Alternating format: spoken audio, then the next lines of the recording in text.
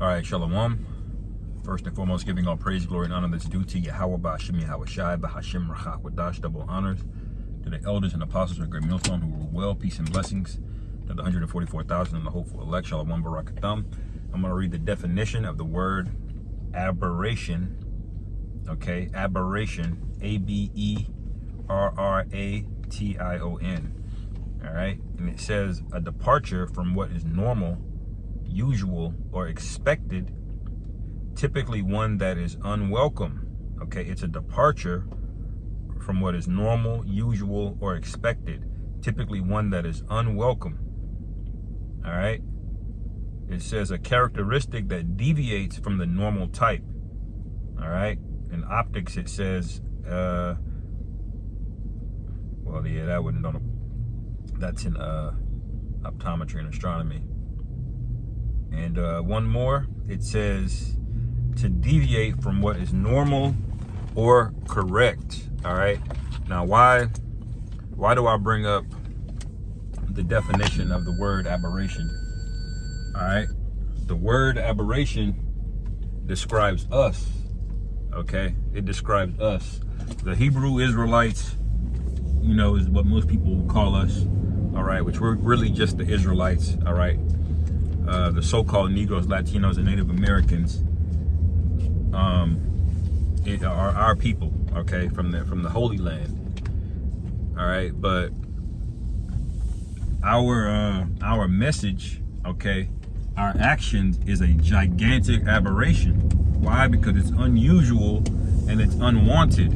It's a deviation from what's normal and what's real. All right. Now, most people will look at that and say, "What's wrong with you, man?" And that very word is going to be, maybe not that word, but or maybe they'll use that word. They're going to use that to describe us when they try to demonize us and they try to slander us. All right. But what they don't realize is that they've corrupted and perverted the whole world. So in a world that's corrupt, in a world that's wicked, a world that is based on death, all right, a world that can make money. America in this society is the only world where you can literally just get filthy rich off of death, man. All right. So in that world, an aberration is righteous. It's actually necessary. It's needed. Okay, but they'll make it seem like aberrations are always a bad thing. Just like they make it seem like hate is always a bad thing. No, hate is not always a bad thing. All right, you're supposed to hate murderers and adulterers and pedophiles. Okay, if you don't hate these things, then guess what? You're for it. All right, you may not have funded it, you may not have encouraged it, but you allowed it, man. All right, you allowed it. Think about that, man. If you have a child and you failed to feed that child, okay, to the point to where the child starves, you know what's gonna happen? Esau's not gonna say, "Well, you didn't kill the child, you just didn't do anything." No, he's gonna blame you for negligence, man. You're going to jail, man. All right. Why? Because your negligence is the direct result of life being lost. But people don't take that policy with everything else. All right. With a kid, it's like obvious. All right. But that's true for everything, and that's how the Most High feels, man. If you're not sighing and crying out against this place, then you're basically for it. All right. And this is why, being an aberration of America, Babylon the Great, whatever you want to call it, new state trooper cars is tough. Then guess what? The Most High's got a problem with you, man. And I don't know about you, but I'd much rather have a problem with Esau than the Most High. All right. And so we're getting ready to be labeled enemy number one, because notice what's going on over there in the Holy Land. They have no excuse. They're made completely bare. They can't really come back from this. Their reputation is ruined, and so they need a scapegoat. They need somebody to blame. All right, they need somebody that they can say, "It's your fault. This is the real problem." All right. Remember how Haman, when you read in the book of Esther, All right, remember how Haman did us, man. The son of Agag, or the descendant of Agag. All right, he slandered us in front of the king, man, towards the king of Persia at that time, man. All right, he was too much of a hoe to make war with us himself. But what did he do? He wiggled his way all the way up into the high courts of Persia to slander us, man. It started with Mordecai, because Mordecai wouldn't bow. You see? And what did he do? A whole slandering campaign, and before you know it, the kingdom of Persia was rose up against us, man. All right, and the Lord had to deal with Mordecai and Esther to get us out of that situation. All right. So this isn't any different, man. That which is then is now. That's occurring again. So are the plagues of Egypt occurring again. All right. So are all the abominations and the worship of these gods. That all is going on again. It's a big giant gumbo of past wickedness, man. Okay. And this is why the Lord has decided this time to destroy everything again, man. All right. He's decided to destroy everything, man. It's been 7,000 years, okay, since the Most High, basically created Adam. All right, or created man, I should say. All right, and then 2,000 years in, he flooded everything, man. All right, so it's been about 5,000 years, man, and wickedness is built back up on the earth just that quickly, just as bad, man,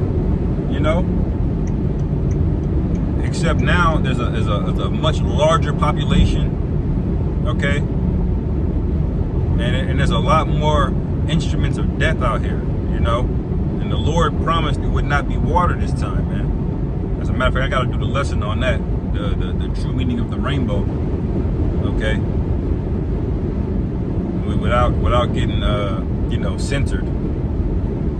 But remember what we are, man, and where we stand, and meditate on those things, man. All right, this thing could turn up to the point to where, jobs and things of that nature could be lost this year, man. All right, we may be out of here this year, Lord willing.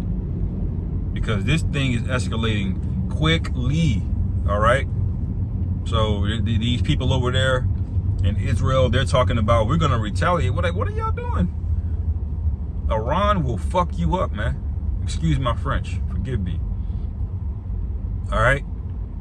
And so remember, they're going to need somebody to turn to, and we are that scapegoat.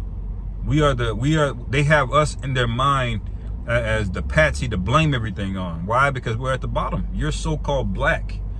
All right? And we're world renowned for being at the bottom, man. We're world renowned for being slaves and proverbs and bywords, man. Okay? And so it ain't gonna be nothing to dump a little bit more dirt on us to demonize us. And here's the thing. We're gonna be the dregs of the dregs, man. Imagine all the so-called black people are at the bottom, but so-called black people are going to put us, the men that preach the word, they're going to put us even further down, man. So our own people who are already at the bottom are going to put us further at the bottom. I mean, so you see, and this is going to justify their reason to want to commit violence. All right, they're going to feel justified and get the public justified and taking away freedoms and things of that nature, man. All right, so remember these things. All right, meditate on Isaiah 40, okay?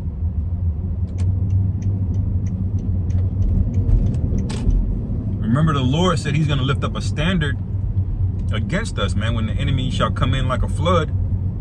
All right, and we saw that in Civil War, what he's capable of now, which I believe they're capable of way more than that. All right, they just showed like little snippets of what was going on, but there's parts of America, there's certain technologies and guns and things that they have that are just going to be ridiculous, man. All right, you're going to need the Lord in that day, man. So we're coming up on those times, and we should wear that you know, with a badge of honor that we're an aberration to the wicked of this place, because this place is the valley of the shadow of death, and it's an honor to be against it, man. It's an honor to cry out against wickedness. All right, on behalf of the Most High, we're doing what we're supposed to do. So when the Lord shows up and all these political things are over with, and you can't bitch and complain on the internet about us to get a good old pat on the head from Esau, when you can't get a pat on the head from your job at work anymore, when you're just out here in the elements, then what you gonna do, man? All right, we're gonna see. Anyway, I'll end it there. Lord willing, this is edifying. Call halal Yahweh Ba'Shem Yahweh Shai B'Hashem Rachak V'Das Shalom Kom Yasharallah.